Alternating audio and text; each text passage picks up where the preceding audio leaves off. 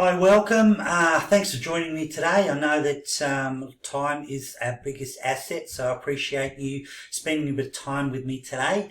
What I'm going to do is share some strategies out of my book, Dominate Your Market, that I feel that will help you get some revenue and sales in your business very, very quickly.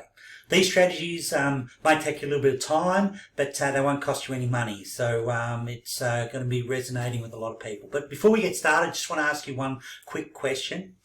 And that's, who would like an additional 100K revenue in their business in the next 12 months? If that's you, great, because you're definitely in the right place. The strategies I'm going to show or share with you today, I can guarantee will give you revenue and sales and get you to that 100K revenue mark in the next 12 months.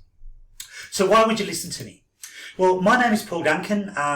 If you don't know me, I'm a business coach and marketing strategist. It's been my passion for over 20 years to help small to medium businesses succeed in sales, revenue, growth, productivity, efficiency and other things, just to make their business successful. I'm a best-selling author of a book called Dominate Your Market, which is what the marketing experts don't tell you. I've also written some ebooks and some other books, such as the 45-minute breakthrough session and 45-minute 100K in 45 minutes. But I've also written a book called The Recipe for Success, which was an ebook, which has then led me into a series of books called The Recipe for Success series. And it goes around strategic marketing, digital marketing, financial success, and other topics as well. You're going to have an opportunity to download one of my new ones, which is A Recipe for Digital Marketing Success, at the end of this presentation. So I am recording this as well, so you will get a recording. So if you do have to go for any reason, that's fine. You can get the recording afterwards. I've also owned and operated 20 different businesses, from food business, which is my background and my passion, but other businesses from floristry, key cutting to fencing and a few other things in between. So one of my highly successful businesses was a food franchise business here in Australia, where I developed it from 2 stores to 36 stores in a 3-year period. Learned a lot about businessing, but the biggest thing I learned was around leveraging. So if you don't know the word leverage, I suggest you look it up and start putting it into your business. It'll dramatically change what you're doing. I've also recently been certified as a business advisor for the state government. I work at the business station. What does that mean? It means that I get access to some funding to help. It's come through the COVID-19 recovery, business recovery program.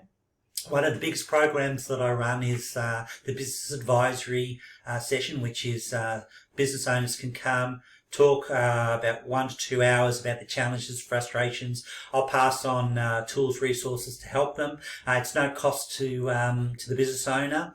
It's fully funded by the state government.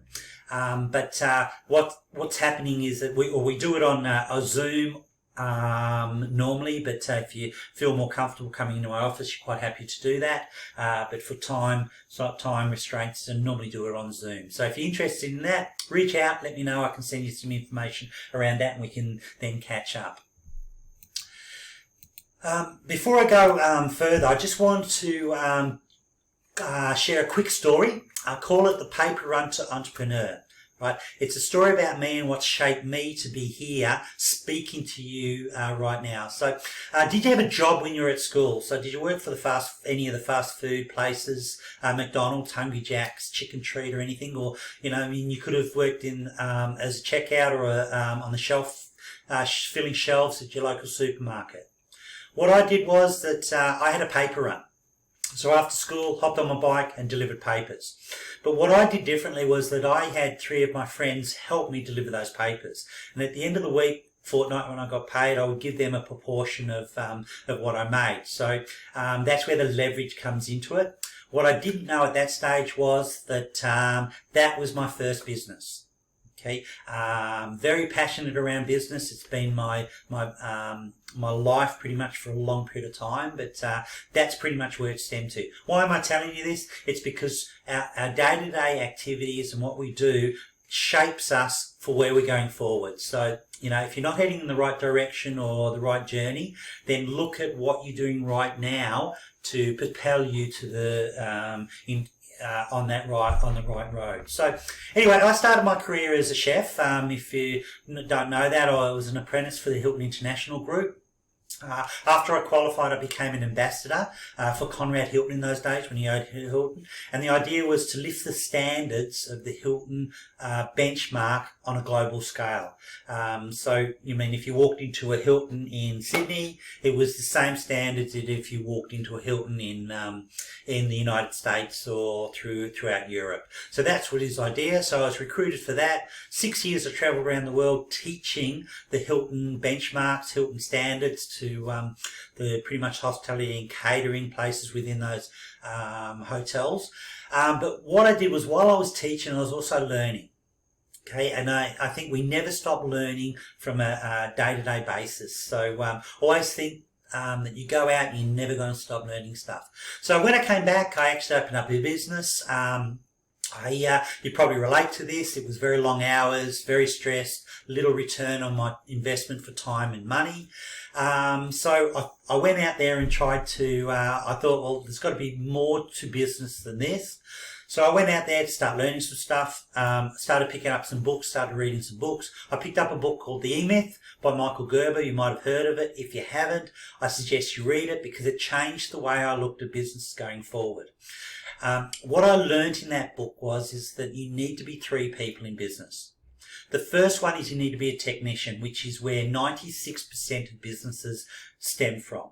What I mean by that, it's the skill level. So as a chef, you open up a restaurant. As a baker, a bakery, a hairdresser, hairdressing salon, and so on. So it's a skill level that you get into business. But what I learned from the book was that more importantly than the technician, you need to be a manager. So you need to understand the day-to-day running of marketing, so generating of the leads, getting the customers in.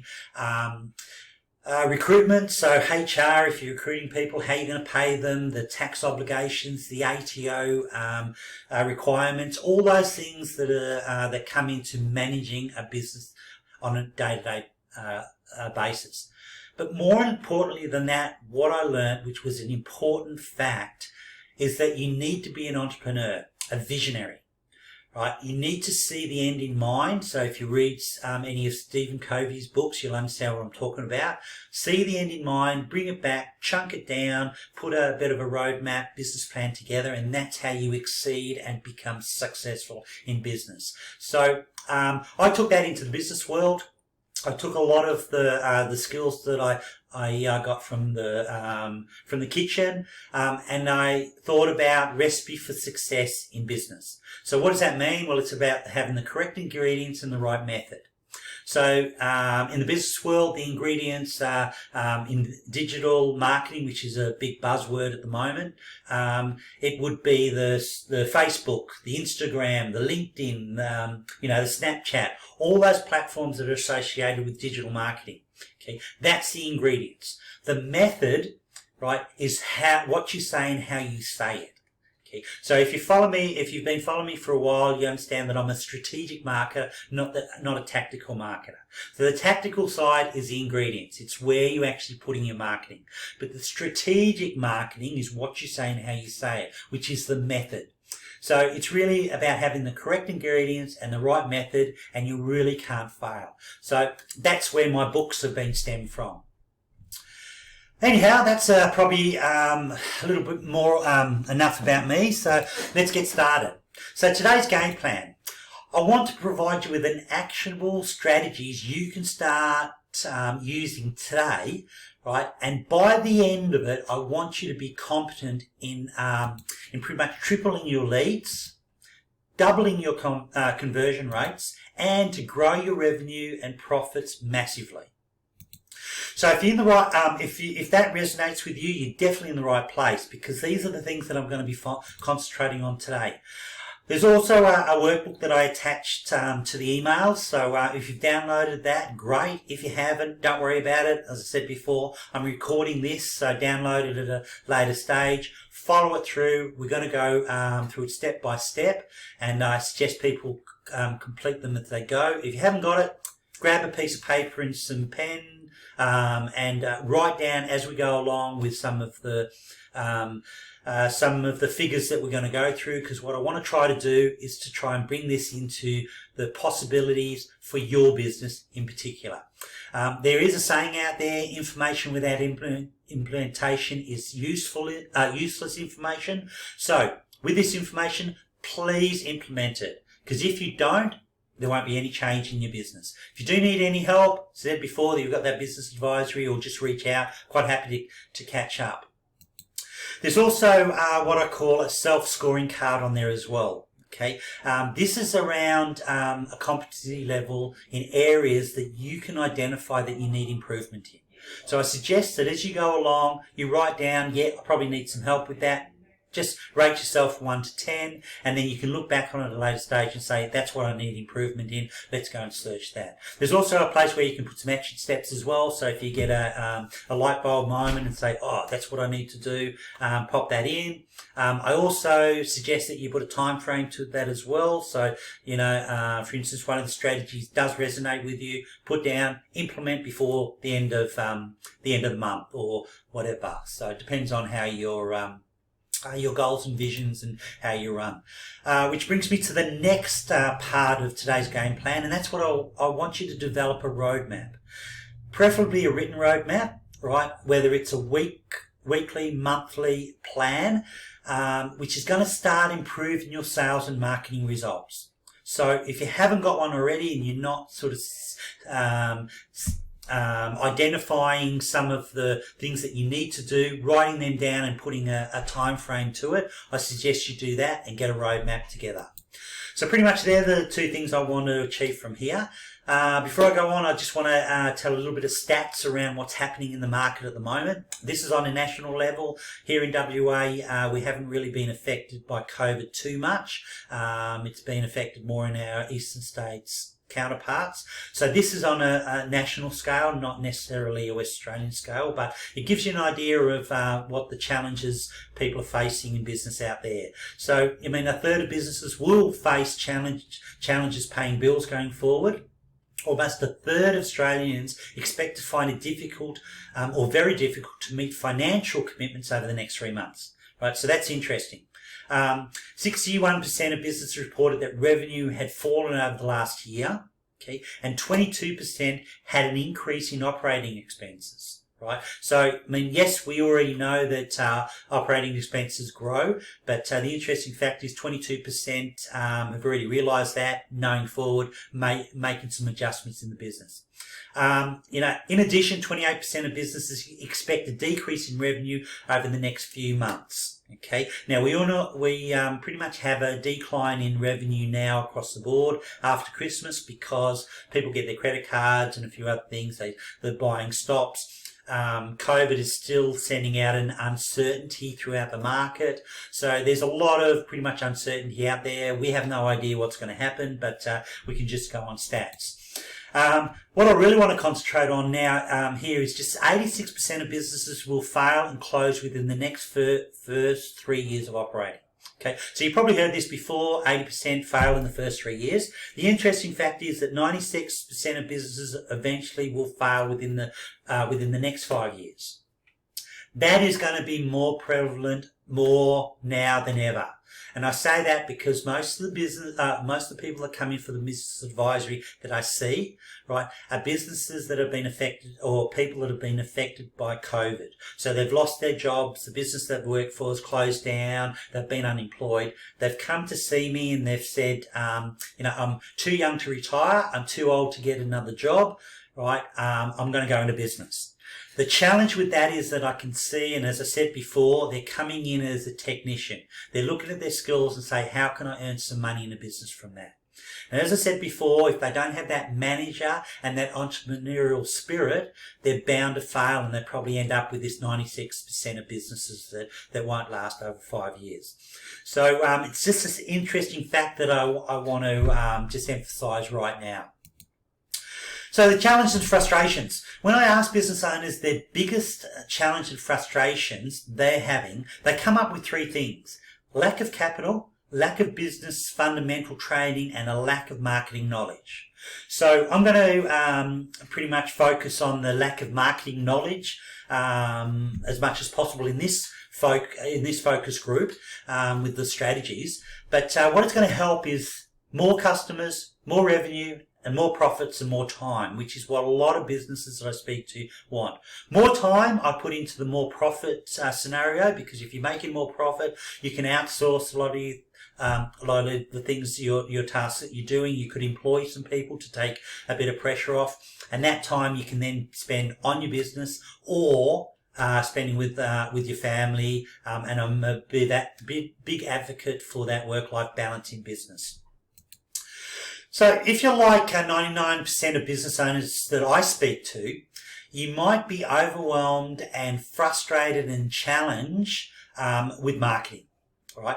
So the things it's all around the options we have today, like websites. I mean, as I said, digital marketing is a buzzword now. So websites, social media, SEO, email marketing, Facebook, pay-per-click, and so on. It's because people get frustrated, business owners get frustrated because they don't have the knowledge or tools and resources to make it worth their while and get the full potential out of those platforms. So let me do you a favor right now and completely remove that overwhelm from your life forever. Are you familiar with the 80-20 rule? If not, I'm going to explain it to you. For business owners, it means 20% of what you do every day is generating 80% of your total annual revenue.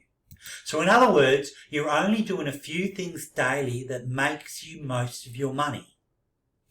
I can tell you specifically what makes up that 20%, and that's all you really need to focus on after today going forward. These 5 areas make up the 20%, right? And if you concentrate on these 5 areas, you can't go wrong. It's more leads, more conversions, more transactions, higher pricing, and more profits.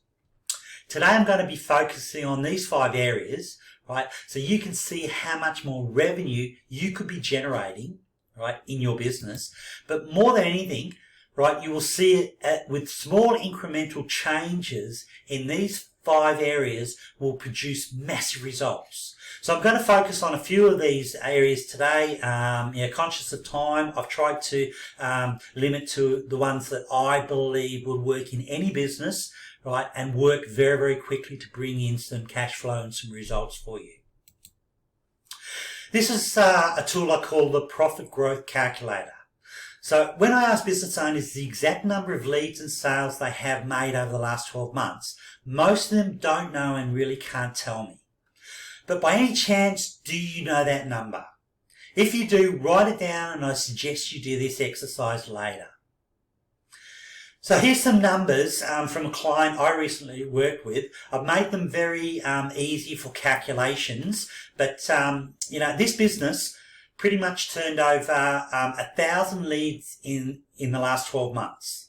The average conversion rate was 25%, which then turned into 250 sales for the year. Now, this business had they had a transaction rate of 25%, right? And the average dollar sale, right? So the transactions, 10 people on average would buy from them, but the average dollar sale that somebody spent with them was $100. So if you calculate that out, the revenue would be $250,000, right? Their sales. Their gross profit then came to 25%, which then would give them a net profit of $62,500 per annum. So hopefully you're following me with this calculator. But look what happens if we simply increase each of these 5 areas by just 10%. His leads would go from 1,000 to 1,100. Conversions would jump to 27.5%, with a total sales from 250 to 303 sales. Increased transactions up from 1 would give him 11, and the average transaction amount, right, would go from 100 to 110. The revenue would go from $250,000 to $366,000. Now, I think that's pretty amazing, don't you think? You know, with an increase of from 25% to 27.5% in margins, you would see the annual revenue almost double from $62,500 to six figures. Now, by the way, that's the ballpark most business coaches play in, the 10% increase range mark. Nothing wrong with that. You know, believe me, most business owners would kill to almost double their revenue, and I think you would probably agree with me with that. But watch what happens if you could increase each of these 5 areas by 50%. Leads would go to 1,500, conversions to 37.5, and that would be 563 sales, more than double per year. His average transactions will go to 15, and his average price increased to $150 per sale. That's total increase from $250K to $1.2 million. Now that's an amazing change in revenue, you know, just by looking at a couple of the areas and increasing them by 50%. But look what happens if he has a gross profit margin of 37.5%. His net profit for the year is a massive $474,000. Your business would, this business skyrocketed from $62,500 to almost $500,000 in annual revenue. Right, and this just shows you how much you know, the small increments can transform financially in your business massively.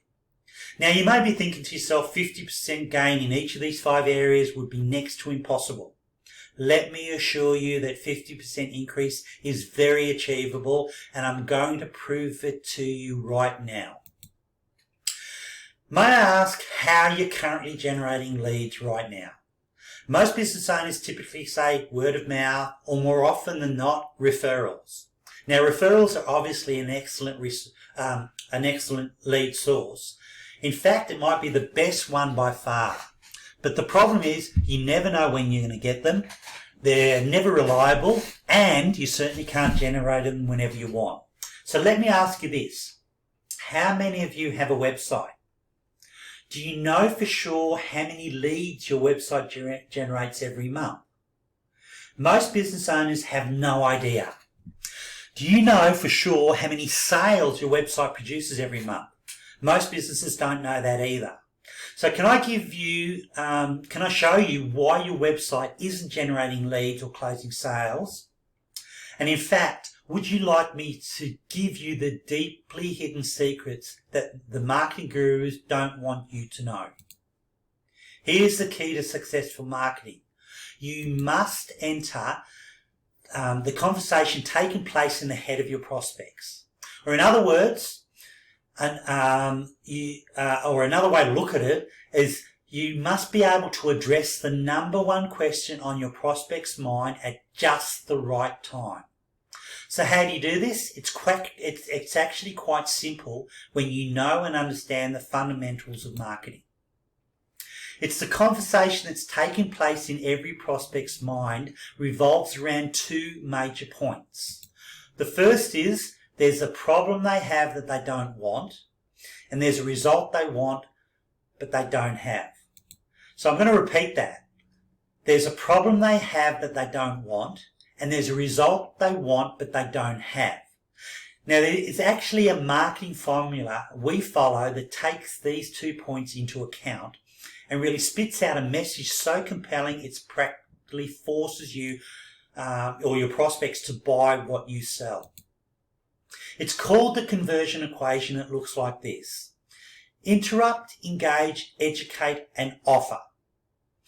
The interrupt is your headline, which means it's the first thing someone sees when they visit your website, they read any of your marketing, or they hear you speak.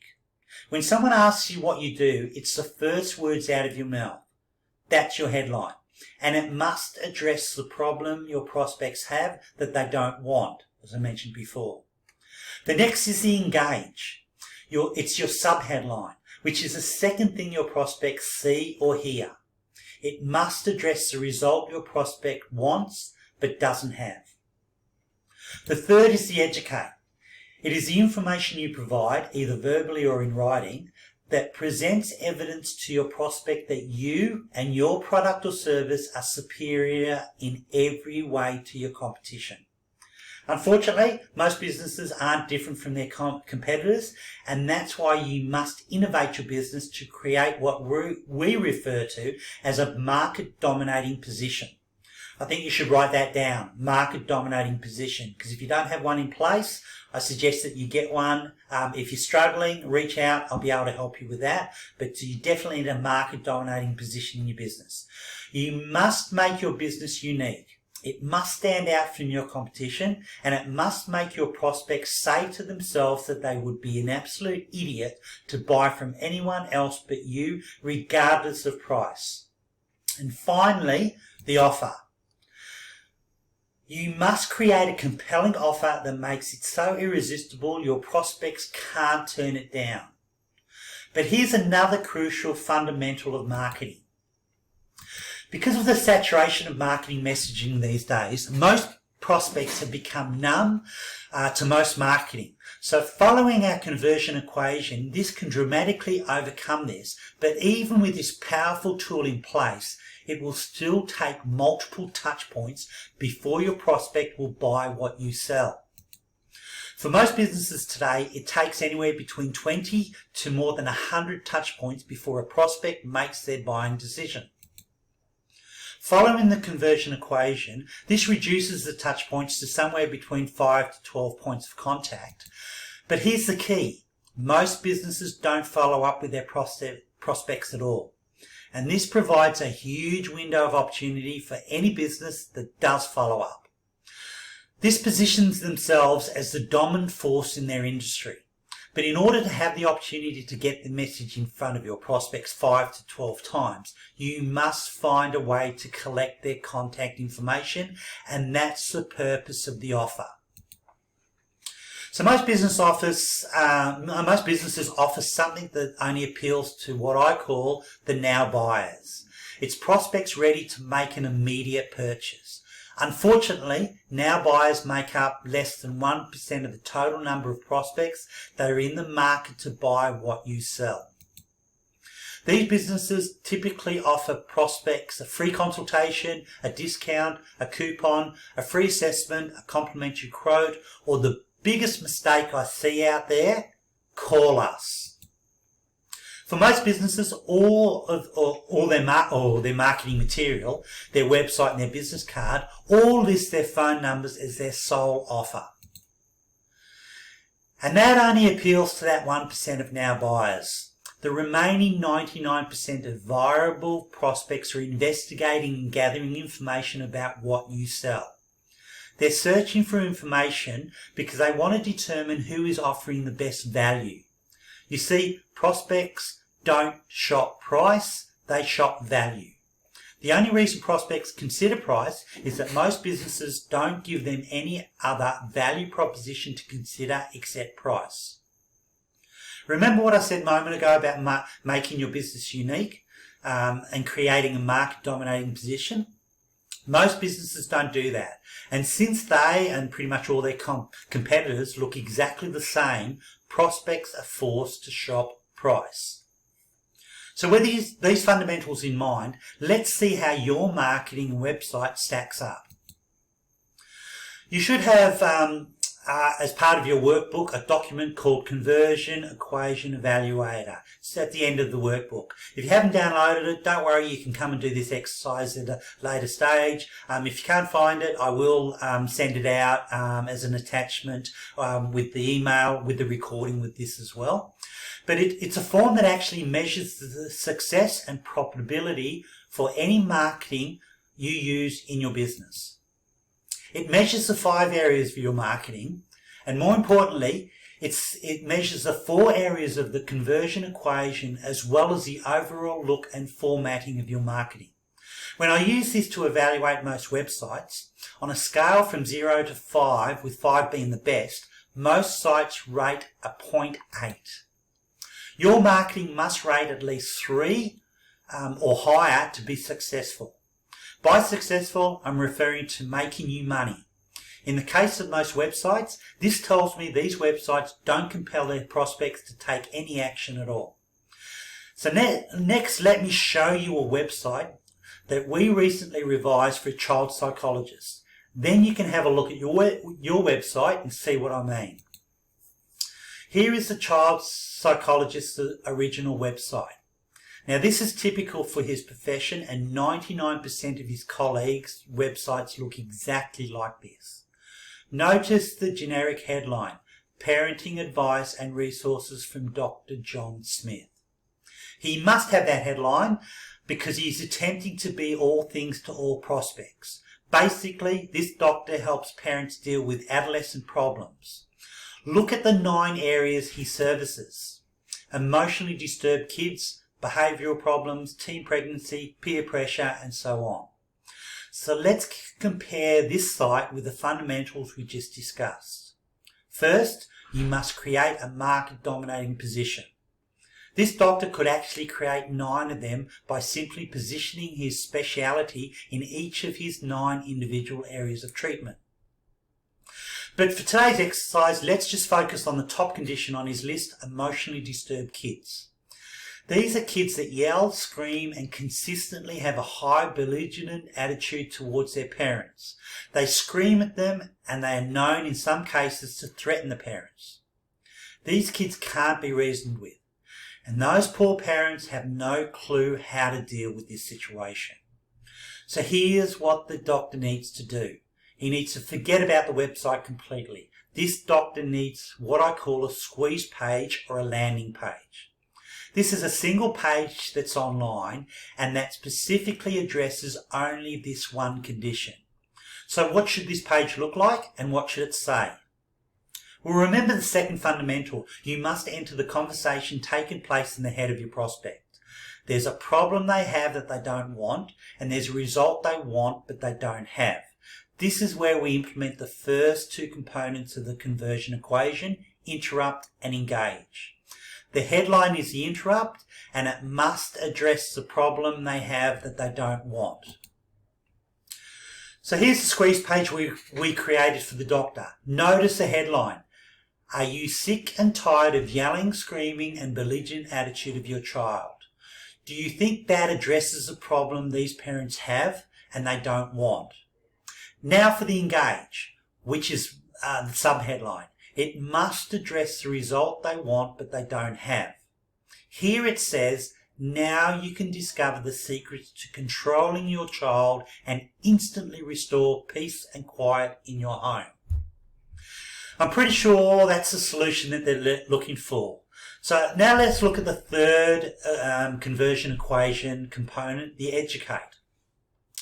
In the doctor's original website, because he's trying to appeal to all prospects, his video said this. Now that's the video on the left-hand side of the site. Greeting parents. I want to welcome you to Remarkable Parenting. You will find tons of great information here with hundreds of pages of articles.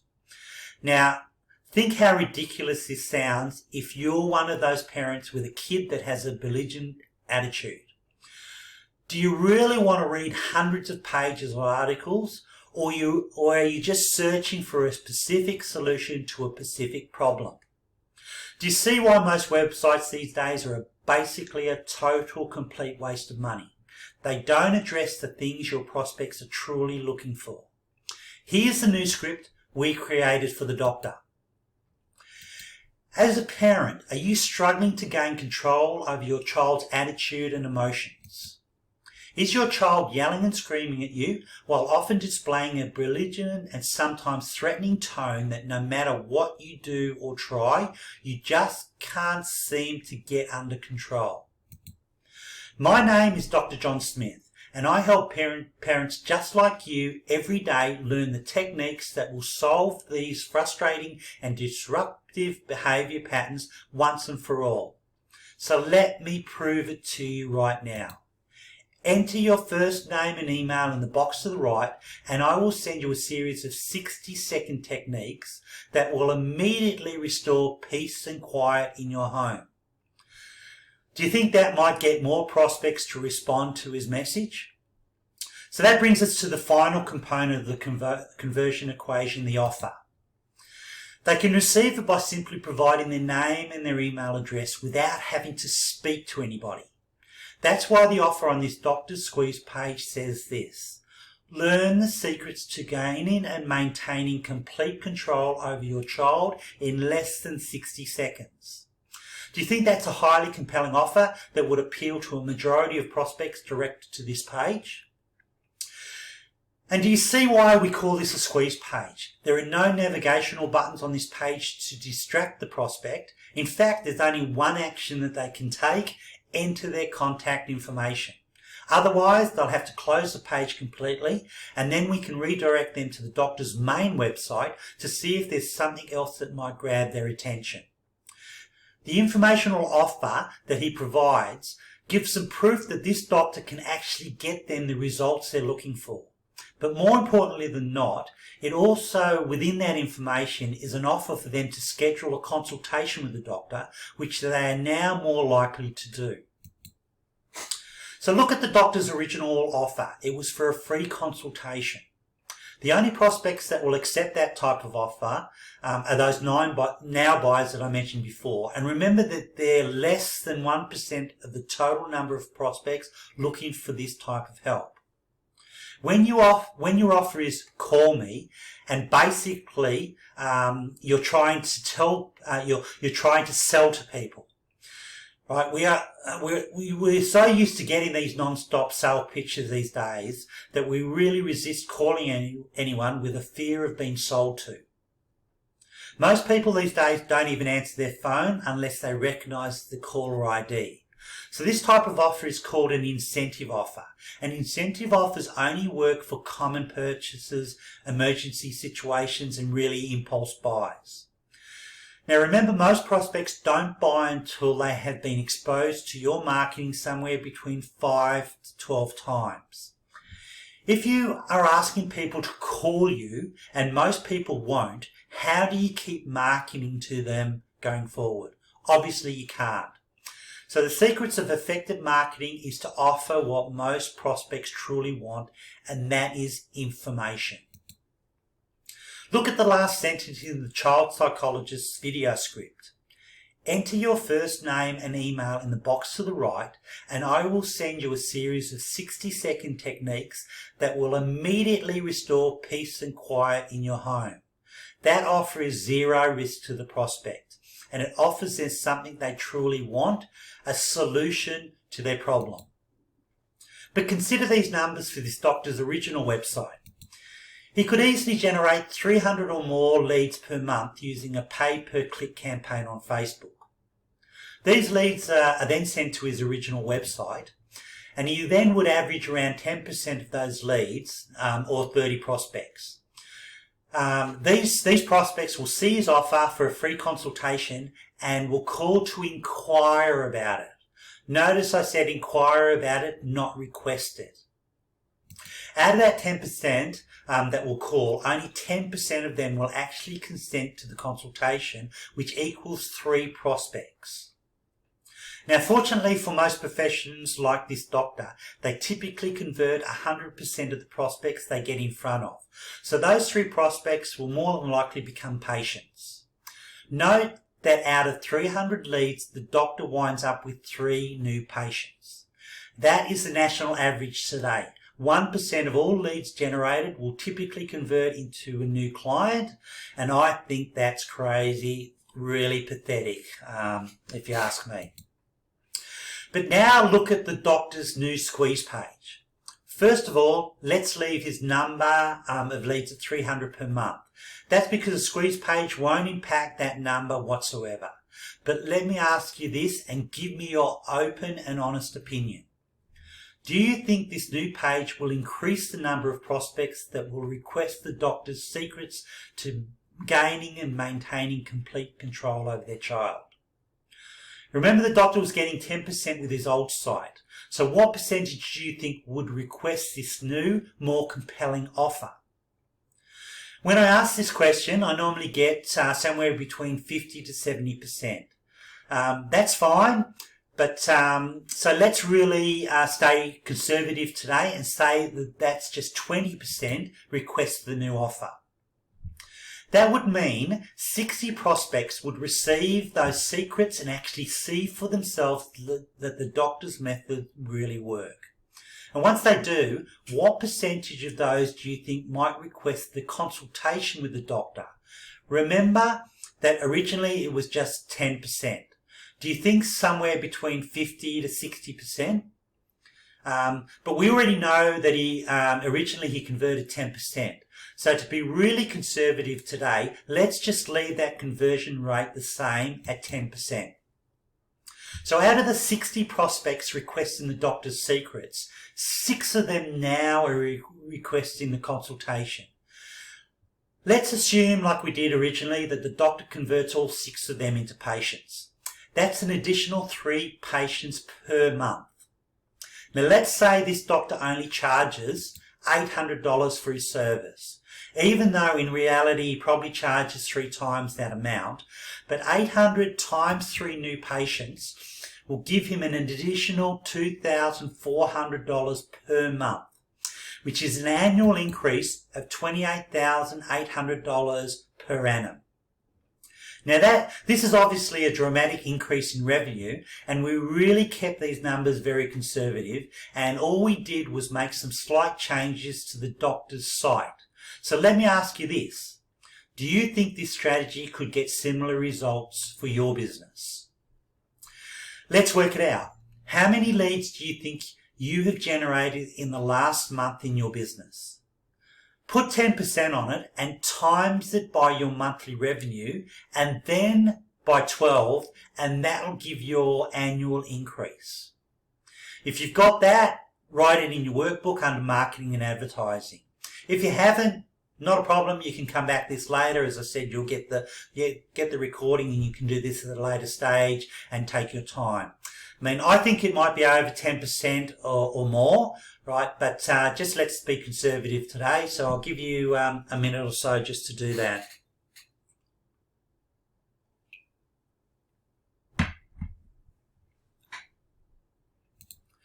Okay, now let's move on to another lead generation strategy we call joint ventures. Do you currently have any established joint venture partnerships? JVs include 2 or more businesses that decide to form a partnership to share markets or endorse a specific product or service to their customer base, usually under a revenue share arrangement. The key to creating successful joint ventures is to find business partners who service the exact same type of clients that need or want what you sell. So let me give you an example, and I'll use one we're all familiar with, a florist. One of the most financial lucrative product lines for a florist is providing flowers for weddings.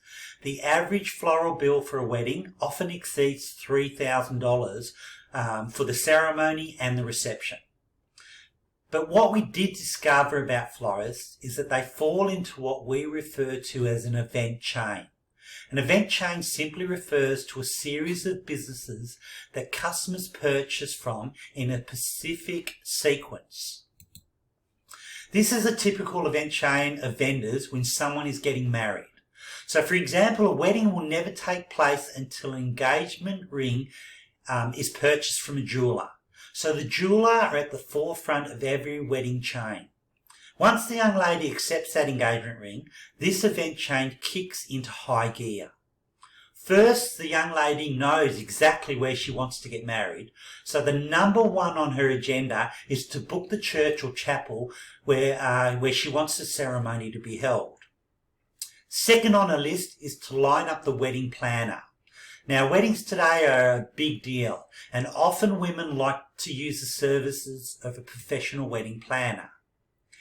Next up, she wants to secure the venue for her reception. She knows most venues book out months in advance, so locking in the venue is high on her list. After that comes the wedding dress, so she begins the search for a perfect dress at an affordable price. Next is our florist. The bride-to-be will want to begin selecting her floral arrangements for both the wedding and the reception. Then after the florist comes the wedding cake, the printer for the invitations and thank you cards, and depending on the financial ability of the bride-to-be, she may also be interested in hiring a limo, a DJ for the reception, a travel planner for the honeymoon, maybe the hotel and catering and so on. So this event chain is typical of this industry. And for the florist, it specifically identifies a multitude of potential and very lucrative JV partners. But here's why this becomes so important. Every business above the florist has the potential to endorse and send prospects to the florist. Unfortunately, the florist has no control over that flow of prospects. Every business above the florist controls the JV relationship, so it's crucial that the florist creates such a compelling offer and builds a relationship with these businesses that they feel obliged to send prospects their way. But here's what's even better. The florist controls the prospects' flow to all the businesses below them in the chain.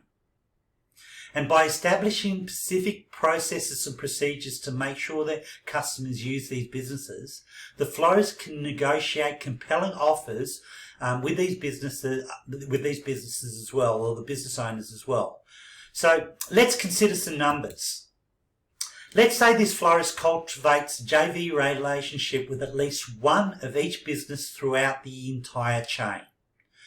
Saying ultra conservative with our estimates, would you agree this florist, since they have no control over the flow of the prospects from these businesses above them, it is likely that they could obtain at least one referral each month from just one of the businesses? Would you also agree conservatively that since the florist controls the flow of each prospect to the businesses below them, they could easily send at least one referral to each one of these businesses each month, keeping in mind these are very conservative estimates. Since the average floral bill for a wedding is $3,000, then a one-off referral per month from one of the businesses above the florist increases their annual revenue by $36,000. Now let's consider the businesses below the florist where the florist does control the referrals. Let's start with the wedding cake maker. The average sale price for a wedding cake is also $3,000. And if the florist could easily negotiate a 10% referral fee, so just a single referral per month produces an additional annual increase of $3,600 for the florist, so that's a considerable amount just by thinking outside the square a little bit. Let's look at the printer. The average sale price for printing is $1,000, and the florist again could receive a 10% referral fee. So that single referral per month produces an additional annual increase of $1,200. If we stop there, this florist just increased their annual revenue by more than $40,000, and that's using ridiculous conservative numbers. Imagine if you could continue to add up all the revenue produced by all the additional referral fees the florist could earn from all of the other vendors in the chain. This same process holds true for businesses that aren't in a chain. But just like the florist, all they need to do is simply identify partners who service the exact same type of clients that need or want what they sell. Now, I realise this looks easy, but it's not. Here's why. You not only have to properly identify who would make an excellent joint venture partner for your business, but you also must determine the order to approach each one, how to approach them, and when to approach them. It's critical you do this properly or you wind up burning through all your potential JV partners and come out with nothing in return. So let me just ask you a quick question. Just off the top of your head, how many potential JV partners would you estimate might be a fit for what you sell? You know, conservatively, how many referrals would you estimate might be possible if only 6 other businesses were compelled to refer their customers to you for additional purchases? Just have a think about that. You know, conservatively, let's say you only get 3 referrals every month that buys from you. That's less than 1 per week. I mean, how much additional revenue would that add up monthly? I mean, just think about that. 3 referrals a month.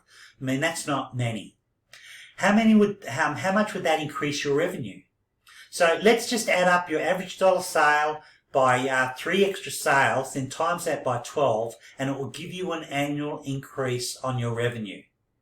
If you've worked that out now, write that in your workbook or on a piece of paper. As I said, you can come and do this exercise at a later stage, but if you've got that number, write it down now. Now, one more thing before I move on. Remember earlier I mentioned the critical importance of creating a highly compelling informational offer that would promise so much value to your prospects that they would be knocking your door down just to get it. Suppose the florist offered this informational offer in their marketing. 5 things every bride should know to avoid disaster on their wedding day. Do you think this offer would place tons of prospects into their drip campaign and result in a tremendous increase in sales? These new sales can then be referred to your new JV partners, and you could collect multiple referral fees every month. This would absolutely dwarf the revenue we just uncovered for you here. What I find really exciting about JVs is that this strategy I help my clients with, they can implement immediately, and it begins generating instant cash flow for them, right, going forward. So let's keep on going, and because I have a lot of revenue that I really want to share with you today. So far, we've only discussed 2 lead generation strategies. I have a lot more, so if these strategies don't resonate with you, reach out after this and we can talk about other strategies that might be more compelling in your business. I want to discuss a couple of lead conversion strategies now. So I want to start with downsell. Right? Do you currently have a downsell strategy in your business?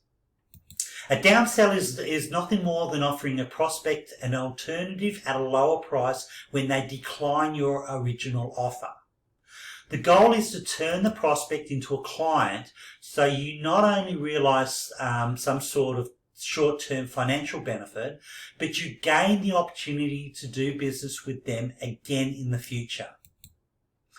So here's an example. A local health club always tries to sell their new members a 12-month or a full 1-year membership. But if that fails, they will try to downsell to a 90-day health makeover membership. If that fails, they might go to a 30-day or even possibly a 1-week trial membership. They know that if they can just get the people to buy something, the odds of them staying with them long term goes up massively. Consider the florist. Most guys show up at a florist to buy roses for their better half on Valentine's Day, their birthday, their anniversary, Mother's Day, and so on. But suppose a dozen roses cost $60 and the guy doesn't have that much money to spend. Since he has flowers on his mind, do you think he would consider an alternative that was just as romantic for $30? Now, do you realise if the alternative cost only $30 and the florist only used that downsell once each day, which I think is highly conservative, that would add up to almost $9,500 in annual revenue. And that's just one possible downsell opportunity. Suppose they had floral alternatives for weddings, lower priced options for funerals, and so on. So what is your typical price point? Do you think you could come up with an alternative for half price? Now, I'm not talking about discounting here. I'm talking about a lower price product or service. So how many of those would you conservatively estimate you could sell each week or each month? I mean, how much could you sell that for, right? If you've got a figure in mind, write that number in your workbook under downsell. So I'll give you a little time to do that if you're actually doing that in your workbook or writing it on your on a piece of paper. So, okay, so the next conversion strategy I want to talk about is how to create a revenue-producing drip campaign, as I mentioned before. Now, remember that on average, less than 1% of prospects are now buyers. 99% are not ready to purchase that day, but many of them will buy something in the future. If you continue to nurture them by staying in touch on an ongoing basis, right, you'll get some ongoing sales from that. Unfortunately, the vast majority of small business owners rarely, if ever, follow up with their prospects after their initial contact. You know what I mean? I'm sure if I researched a bit on your industry, I wouldn't be able to find any other business like yours that has in place what we call a drip campaign. So here's why this is why it's important. So listen to me very carefully. I mentioned this earlier, but I really want to enforce it here. 80% of all sales occur between the 5th and the 12th point of contact between the business and the prospect. So 80%. Are you starting to see an opportunity here? This is where you need to implement a drip campaign. This is our second lead conversion strategy that can add massive revenue to your business. So if you don't have a drip campaign, I reckon you write this down. A drip campaign automatically delivers a form of communication to a customer or a prospect on a predetermined and scheduled basis. But here's the real cool part about it. Do you remember earlier when we discussed how you need to create a compelling offer that practically forces your prospects to request it? Once you've created that compelling offer, all you have to do is to take specific segments from that offer and send it to your prospects on a continual basis. Let me show you an example of how this was done for a client that owned a sunroom company. When homeowners consider any type of remodeling project, whether it's their kitchen, they want to update their bathroom, or in this case, installing a sunroom, wouldn't they love to get their hands on what you might call an ideas guide? This idea guide will feature various models or state-of-the-art concepts. So let me show you the idea guide that was developed for this sunroom company. Do you like that? I think it's pretty impressive. But would you like to hear the sad thing about this though? This type of informational offer, most prospects will not read. They will request it with every intention of reading it, but only about 20% of them will actually read it. That's okay though. You know why? Because it has already done its job. Its job was to compel the prospect to give us their contact information so we can begin our 5 to 12 touch points. And we simply use this information in the idea guide to do that quickly, efficiently, and inexpensive. Here are a few examples for the sunroom company. Notice the idea guide, it states out listing the 7 benefits of owning a sunroom. Benefit number 1, enjoy the outdoors 365 days a year. Now obviously that's a huge reason someone would buy a sunroom. But as I said before, unfortunately 80% of prospects won't read that. So let's reintroduce that benefit into our drip campaign and drive it home to our prospects. So this sunroom company did that using a 6x11 oversized postcard. but they could have done it in other marketing ways such as email. So here's the postcard they sent out that emphasises this benefit. So remember the benefit? Enjoy the sun and outdoors 365 days of the year. Notice that benefit number 4 says that owning a sunroom recharges your solar batteries. Here's the postcard that emphasises that benefit. Benefit number 5 is a major one, as it educates prospects that a sunroom can actually increase the value of their home. So this is a postcard that reinforces that. But my point in showing you these is to emphasise that once you create your compelling informational offer, you pretty much have everything you need to implement your drip campaign. But look what happens, or look what begins to happen from the first day you start your drip campaign. So let me go back to the child psychologist just to show you the true impact of a drip campaign. If the child psychologist generated 300 leads per month, conservatively speaking, we said he would average about 60 prospects that would opt in for his informational offer. And those prospects that did, 6 of them would become patients of his. So that means 54 prospects did not buy his services as yet. So those prospects are now beginning to receive the doctor's drip campaign. So out of the 54 prospects, an additional 2 of them will typically buy in the next 30 days. This is a pattern that continues month after month for as long as the doctor continues to stay in touch with these prospects and continue to offer them value.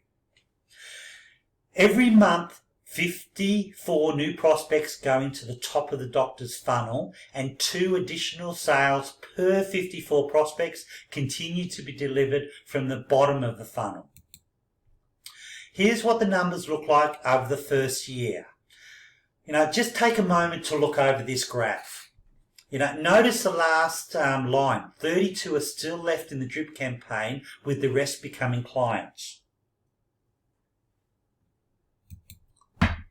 So pretty much at the end of year 1, the doctor will have generated 3,600 new prospects. 72 new clients will come through his squeeze page, but then the doctor produces a staggering 156 new clients through his drip campaign, and that's just in year 1. This is the growth pattern that will continue year after year for as long as the doctor maintains this sales process. But here's the problem. By month 12 of the first year, the doctor is generating 30 new patients every month. Is that a number this doctor can handle logistically? I don't think he probably could.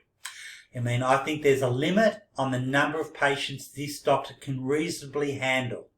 And when that number is reached, this doctor can literally stop all lead generation efforts and let his drip campaign continue to produce additional patients far into the future.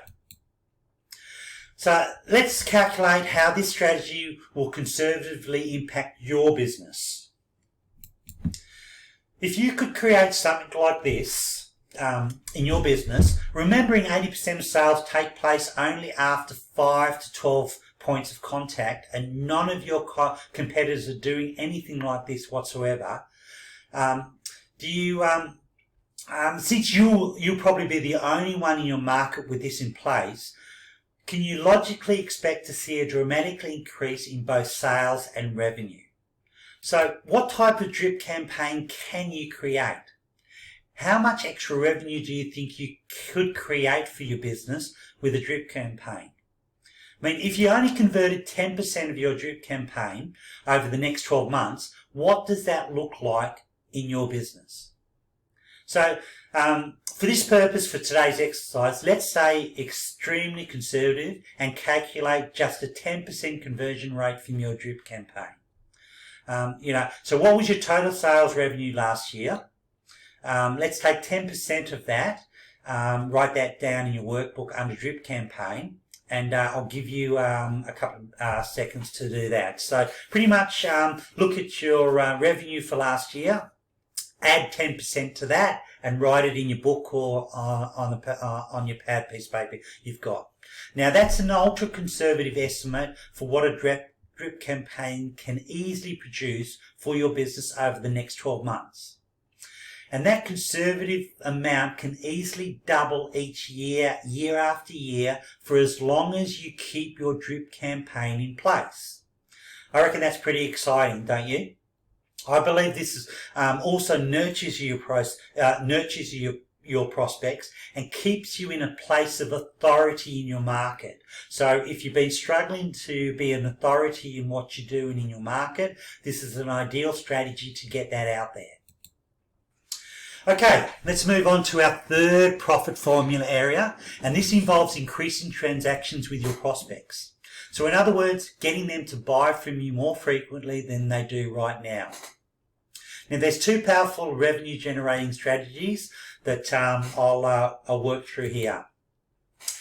Upselling and cross-selling, right? This is one of my favourites. I believe these strategies are one of the fastest and cheapest ways to increase transactions.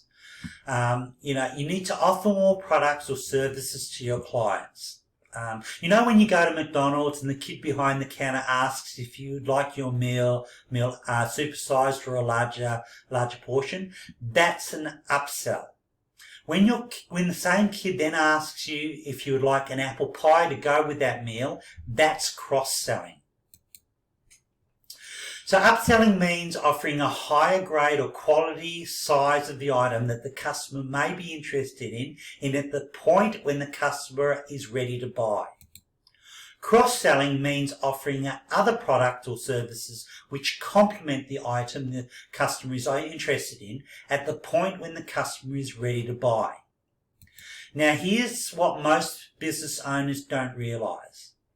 34% of prospects will buy an additional product or service at the time of their original purchase. But they only do that if they're asked to do so.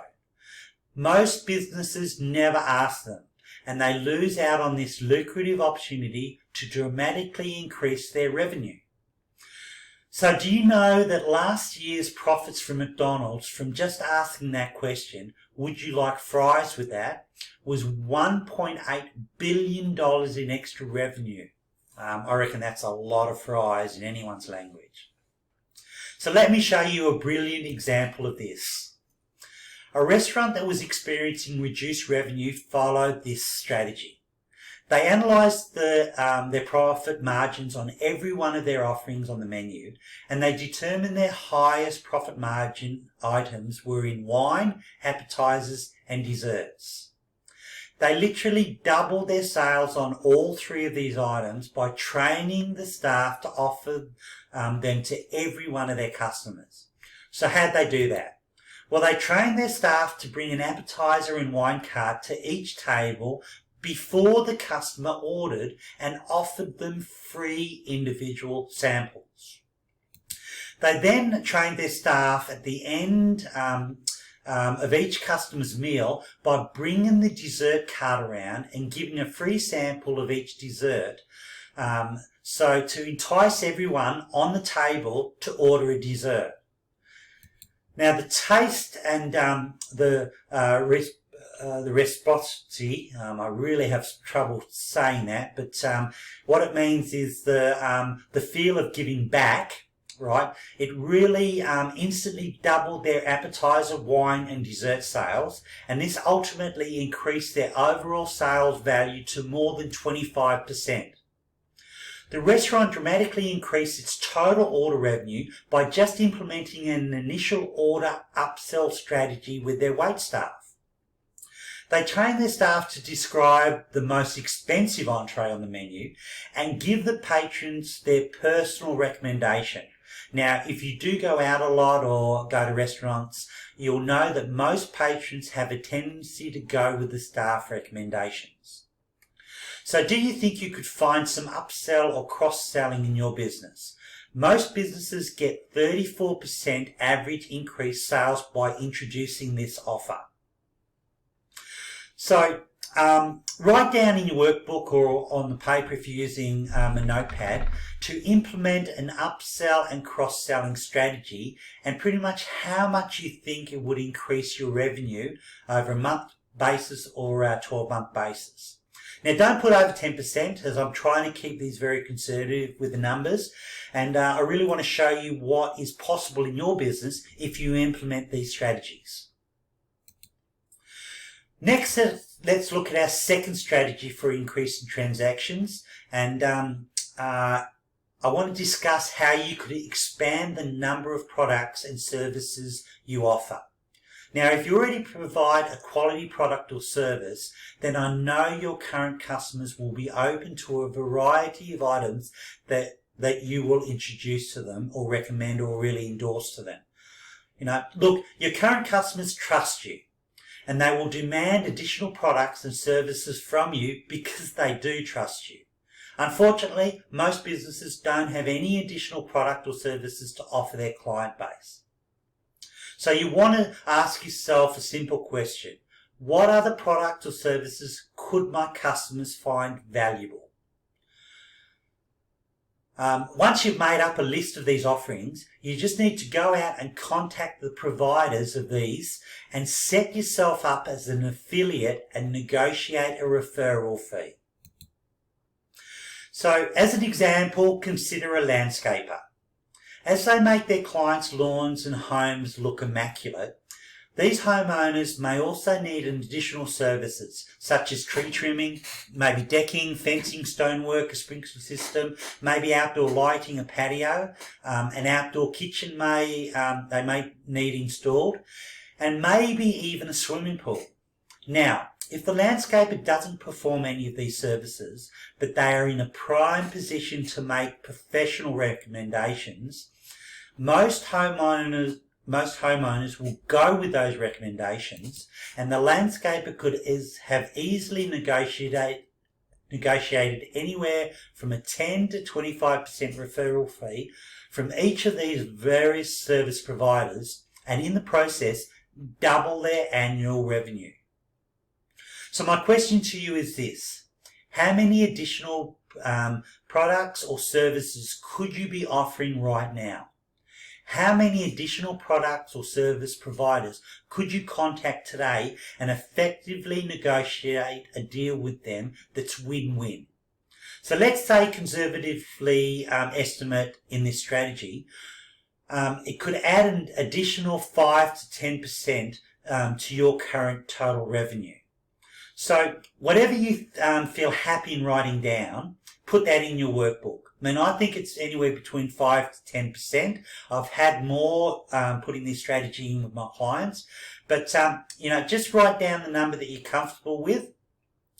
Write down the number, percentage that would impact your business, or any numbers that are relevant to you that you think this strategy could impact your business. So I'll give you a little bit of time to do that while I take a drink.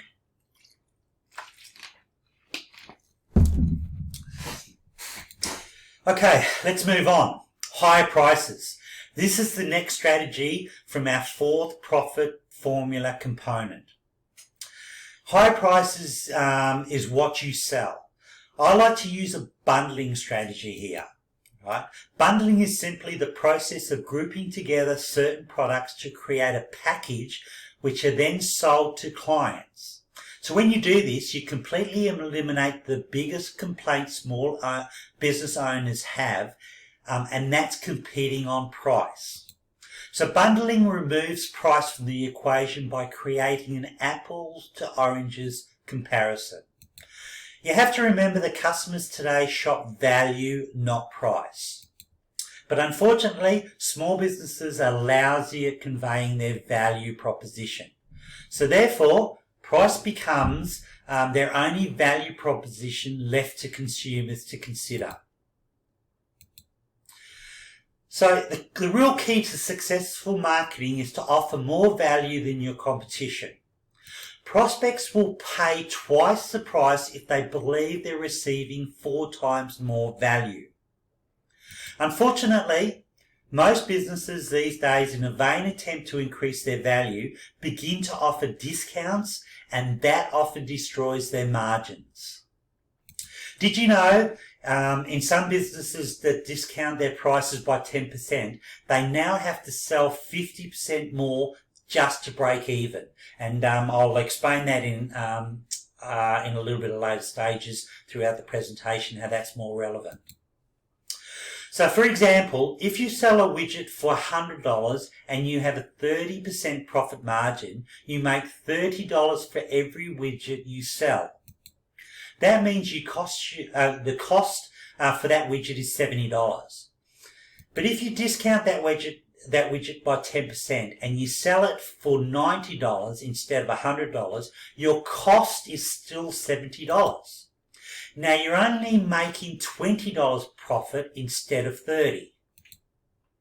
For this business to make $1,000 in profit selling their widgets at $100 each, they would need to sell 33.3 widgets.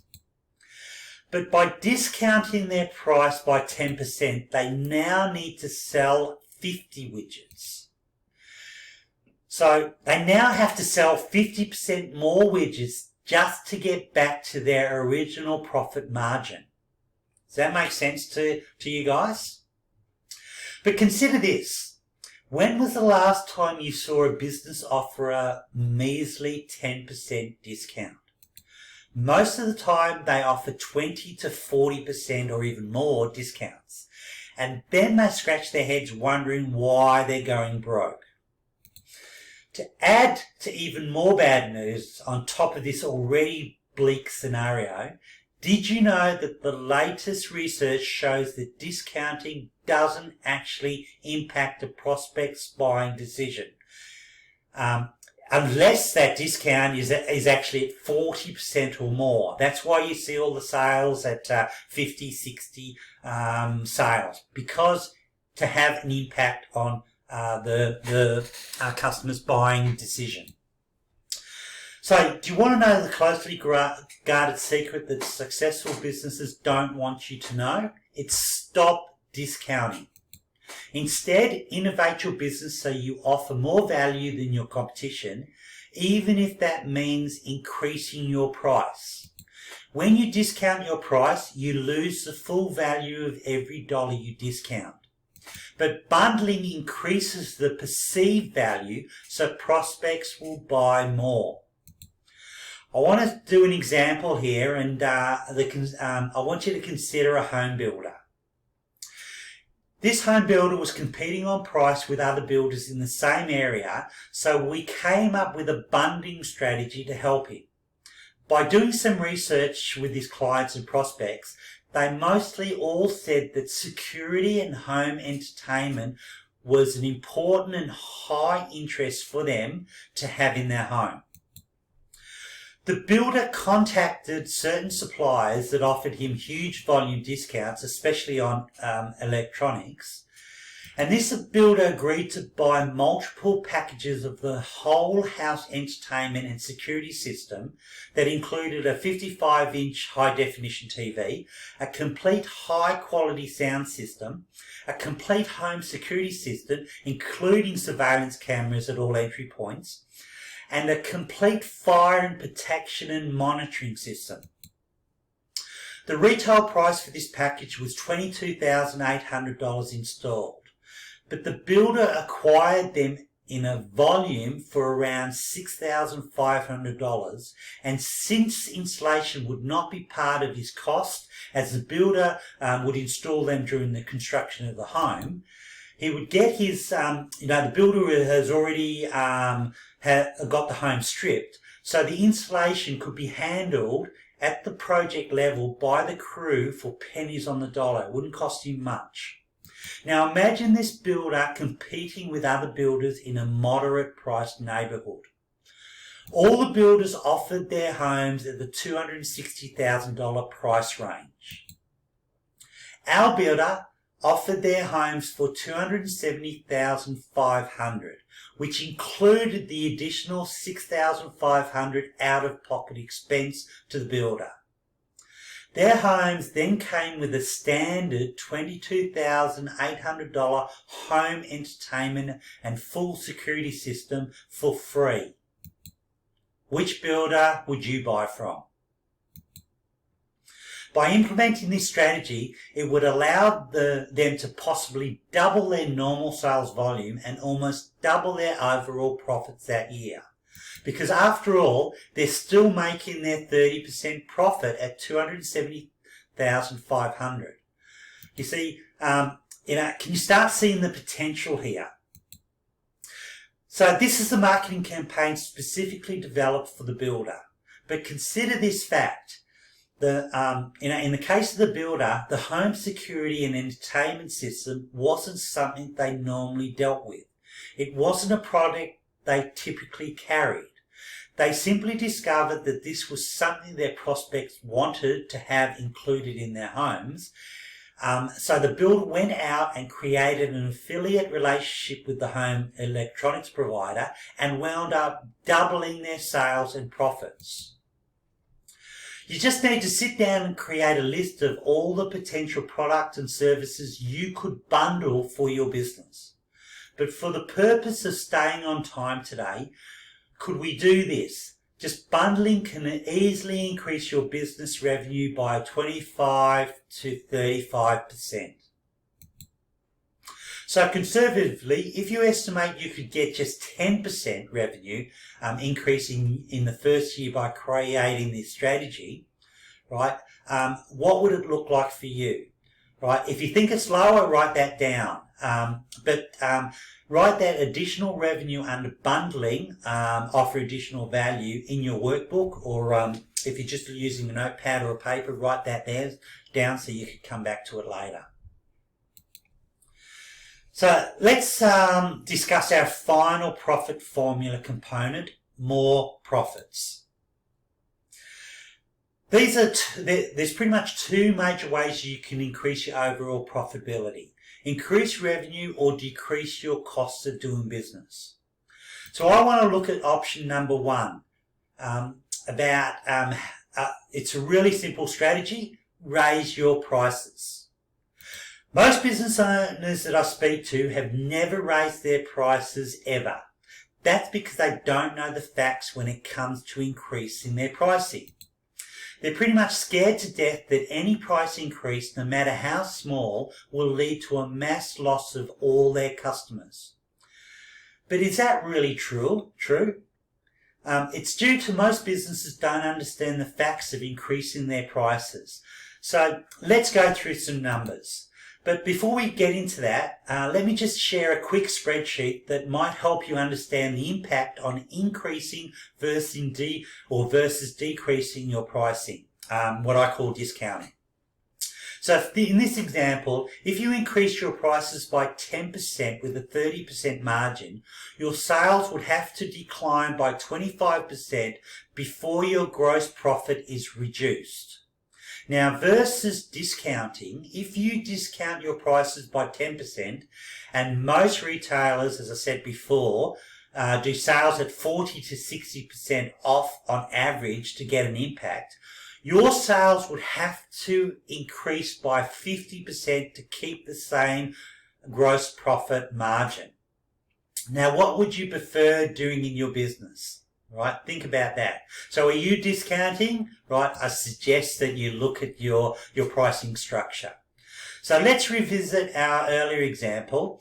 You sell a widget for $100 and decide to increase that price 10% to $110.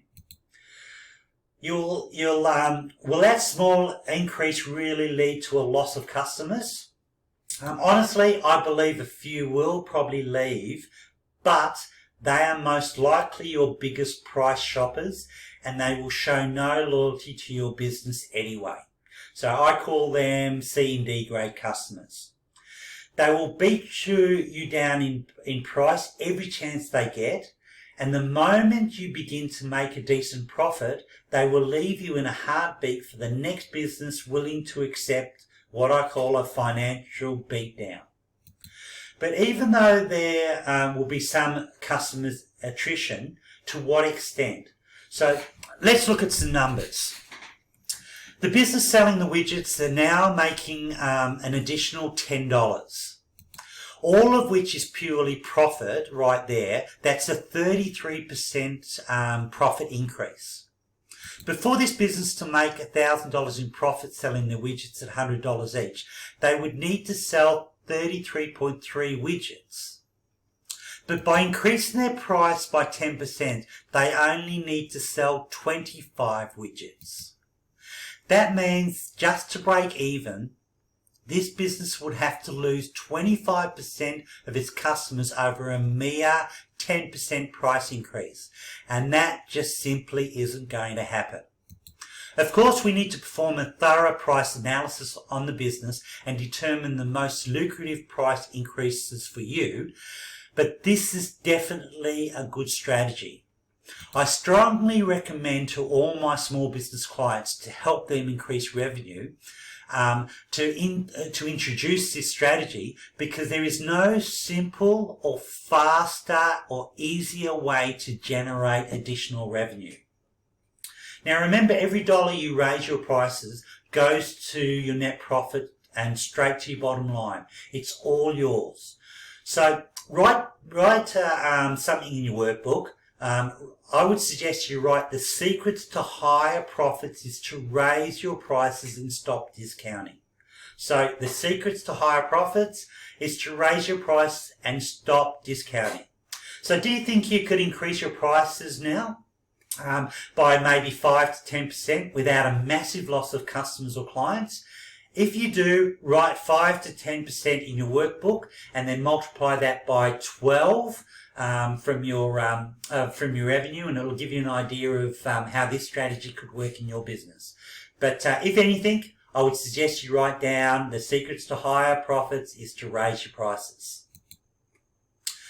So all that is left to do now is to add up all the additional revenue we've found in your business through this presentation. It's what we've discovered today from advertising, joint ventures, your downsell, drip campaign, the upselling, cross-selling, expand your product range, bundling and increasing pricing and cutting costs. Now, you might have got a figure together. If not, you can do this exercise later when you have a replay.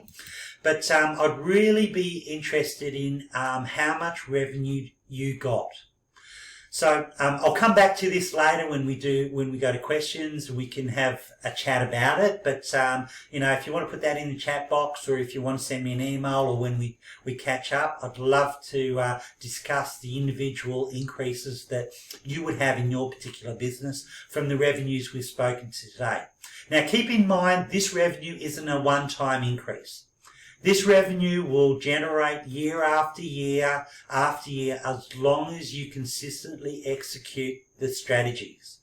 But here's the really exciting news. All of this additional revenue you've just discovered is a mere drop in the ocean. Do you remember when we started this meeting and I showed you the profit growth calculator? And if you increased each of these 5 profit formula areas by a mere 10%, you would see your annual revenue almost double. But if you could increase each of those 5 areas by 50%, your business would, in this example, skyrocket from $62,500 to almost $500,000. Today we have kept the numbers very conservative. I've tried to keep the revenue increases within 10% or less during the meeting. Can you imagine what your revenue would look like with 50% higher increase in each of these 5 areas?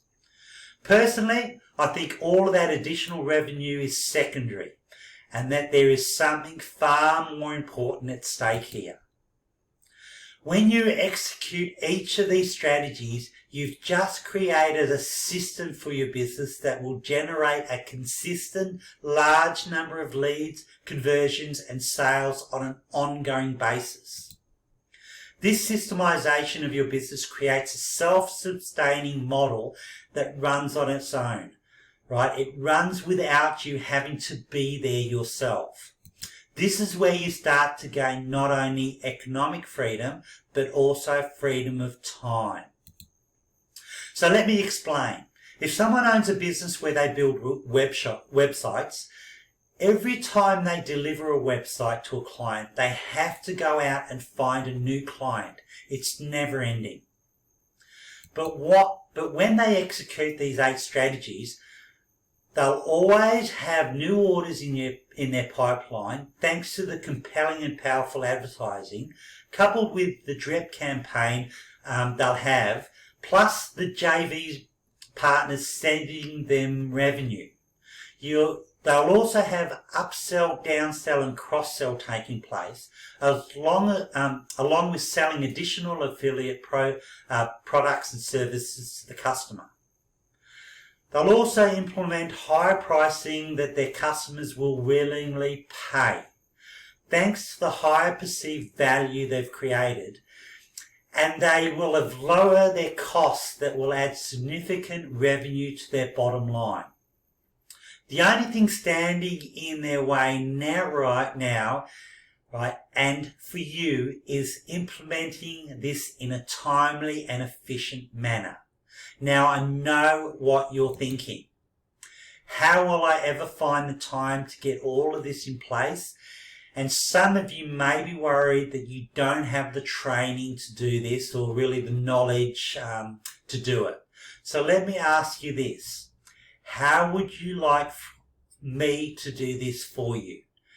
And what if I could do it for you without it costing you a cent? Would anybody interested in that? So let me explain what I have in mind. If you'd like to continue working with me, as well as other business owners, let's get together weekly and let me teach you the specific strategies you can use to rebuild your business stronger than ever. This is what I call the CEC COVID-19 offer. It's a group coaching session group coaching to get you up and running as fast as possible. I've been running for the last month or 2 months now, right, and I'm getting some fantastic results. So what is group coaching? Well, it's a call every week for 90 minutes, right, normally by Zoom, right. It's a maximum of 10 business owners that's in the program. The agenda, I only have 10 business owners for one reason. That's so we can focus on your challenges, frustrations, and get things going. And that brings in the accountability, which I get business owners telling me about all the time. The agenda each week will get results, and as I said, the accountability will keep you on track. The individual focus each week will be on the attendees' challenges and frustrations.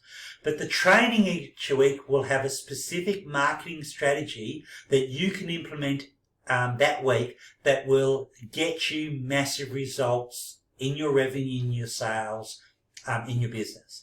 Now, I normally charge $497 a month for the coaching, for this group coaching program. But during the crisis, and because I said before, I've got some funding I've got some funding from the government approved for this program. I can offer this to you for $197 a month, with the condition that you do provide me with the increases that you get in leads, sales, and revenue, for instance, that you really generate, and I would like a video or a written testimonial about the coaching sessions. Okay, so if you're happy to do that, right, I'd love to have you on board.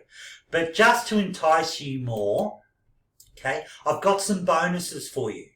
Okay, now bonus number 1, right, is my new book from the series that I said before, Recipe for Success, right, and it's the Digital Marketing Success book. It's the strategies and tactics to optimize online lead generation in your business. Okay, so you can download that free of charge. Bonus number 2 It's a 30-minute one-on-one strategy call with me each month. So that's a specific call that we got on board with me, that I can keep you on track and tackle your biggest challenge that's specific for your business. So that happens 30 minutes each month on each participant within the program. So bonus number 3 is access to my CC e-learning program for 12 months. It's all the tools and resources you will ever need to build a profitable and successful business. I call it an online coaching academy in a box. Right? Now, I normally sell this for $1,997, but I'm going to throw it into you for free today if you get on board. Now, with the funding, right, I can only, once the funding runs out, I'm going to have to stop that and bring the price up to $497, as I said before. So there's a little bit of a time frame in here as well. So if you're interested, I suggest you get on board. But what about a guarantee? Okay, I always guarantee what I to my clients. So since I know money is tight for some people right now, let me also do this for you. At the end of each month, if you don't think you've received at least double the monthly fee, just let me know and I'll refund that month payment to you, no questions asked. Now, I can't do better than that.